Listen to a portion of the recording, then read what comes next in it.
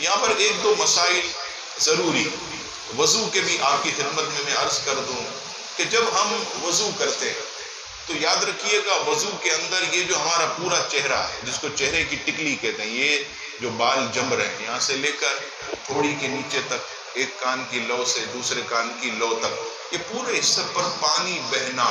یہ فرض ہے۔ لیکن ہمارے وضو کرنے والے بھائی کیا کرتے ہیں کہ جب ایسے ہاتھوں میں پانی لیتے ہیں تو اپنی آنکھوں کو ایسے بیچ لیتے ہیں، آنکھوں کو ایسے بیچ لیتے ہیں۔ اب بیچتے ہیں تو یہ جو علاقہ ہے یہاں کا آئیبرو کے اوپر جو ہے آنکھوں کے، یہ سوکھا رہ جاتا ہے۔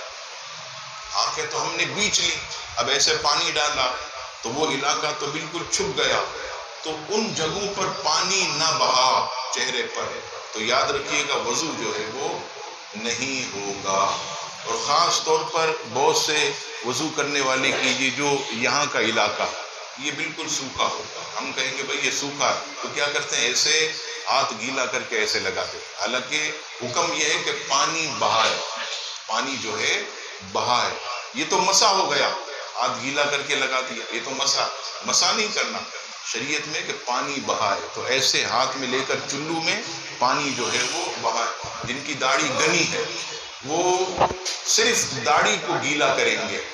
اور جن کی داڑھی نرم ہے بالکل ملائم ہے ان کے لیے ضروری ہے کہ یہ جو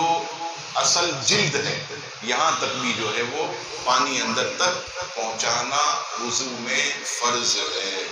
اسی طرح ہمارے بھائی جب ہاتھ دھوتے وضو میں ایسے چلو میں لے کر ایسے کرتے، اب کیا ہوتا ہے یہاں تھوڑا پانی آتا ہے، یہ کونیاں وغیرہ بالکل سوکھی ہوتی ہے، اس لیے کوشش کریں کہ پانی ویسے تو کم استعمال کریں، نلکے کے نیچے ہاتھ کو ایسے لے جائیں، اور لے جانے کے بعد یہ پورا حصہ یہاں پر یہ پانی بہے گا، یہ کونیوں سمیت دونوں ہاتھوں کا دھونا یہ وضو میں فرض ہے۔ یاد رکھیے گا جس طرح نماز جنت کی کنجی ہے، نماز کی کنجی وضو ہے، وضو صحیح نہیں ہوگا نماز درست نہیں ہوگی، نماز درست نہیں ہوگی تو جنت میں داخلہ نہیں ملے گا۔ اللہ تبارک و تعالیٰ ہم سب کو شرعی مسائل سیکھنے کی توفیق عطا فرمائے، آمین ثم آمین۔